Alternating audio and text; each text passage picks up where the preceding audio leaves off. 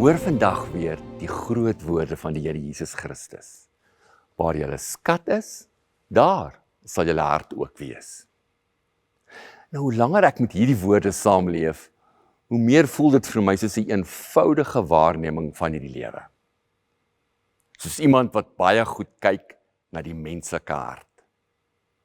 Nou, ons harte beweeg maklik na dit wat vir ons waardevol raak, nê?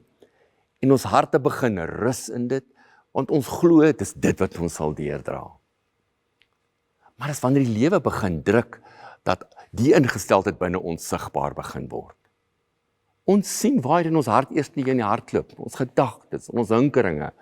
Ons kom agter waar ons sekuriteit begin soek. Ons sien waar ons troos begin soek vir ons lewe. Ja, die plekke en die maniere hoe ons hoop vir ons lewe soek. Vat my terug na die storie van Jesus, waar hy vertel. 'n Ryk man, sy skure groter gaan bou. Dit het goed gegaan met hom, hy het goeie oes gehad. En hy het geglo dat sy wêreld wat nou so goed gaan en uiteindelik vir hom al hierdie dinge bring, vir hom uiteindelik sy ware rus sal gee.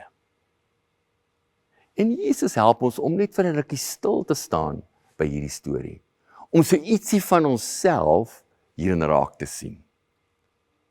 Want ons almal het plekke waarin ons harte maklik neig. Nou, dis nie noodwendig altyd geld nie, nee. Soms is dit bloot beheer. Soms lê dit vir ons in die voorspelbaarheid van wat ons graag wil hê vir ons lewe. Ons wil kan sien, kan weet hoe dit gaan wees. Dit kan sukses wees. Ja, selfs soms die goedkeuring van ander, hoe hulle oor ons voel, wat hulle oor ons sê en oor ons dink. Dit speel eintlik uit op soveel maniere in ons lewens. Maar so getrou aan Jesus se manier van leef. Ja, 'n manier so eie aan hom. Hy bly ons terugnooi na die Vader. Na die een, die bron wat nie verander, wanneer ons omstandighede verander nie. Die konstante God, sy Vader. Nie die een wat ons noodwendig net iets kom gee nie, maar homself kom gee.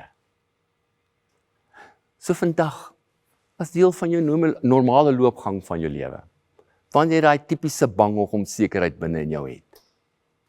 Moenie probeer om jouself net te kalmeer of dinge te probeer verduidelik nie.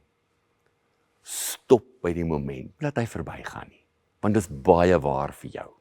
Vir 'n paar sekondes, raak bewus van wat hier diep binne in jou gebeur. Raak net bewus van wat reeds daar is. Antwoord die vraag vir jouself, waar soek ek nou vastigheid? Waar soek ek nou stabiliteit? Waar probeer ek meer iets of selfs iemand gebruik, net om my veilig te laat voel in my omstandighede?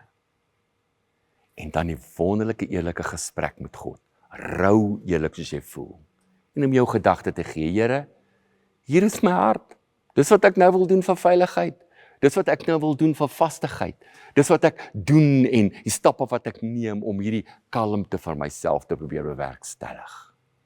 'n Manier waar ek iets vir God gee en dan 'n groot geheim om dit te los by God. Nou, dis nie 'n manier om myself van my eie verantwoordelikheid af weg te druk nie. Dis 'n manier om eerlik oop te maak vir God. En dan die groot geheim. Sonder dat jy dit opgelos het, want jy het nou vir God gegee, gaan aan met jou dag. Nie omdat alles skielik nou seker is nie, maar dan moet jy leer, ek gee oor, ek laat gaan, ek is nie alleen nie, ek dra hierdie nie alleen nie, dit wat my bang maak, hy is saam met my in dit. Want in ons lewe saam met Jesus, word ons nie geleer om minder te voel nie. Inteendeel, Jesus leer en help ons waarheen om te gaan, juis wanneer ons so voel. Kom ons bid saam. Dankie liefdevolle God, dat ons na U toe kan kom. Rou eerlik met die onsekerhede in ons hart. Ons raak so bewus van waarheen ons vlug, of waarna ons soek, wanneer ons sekerheid en veiligheid in ons lewe soek.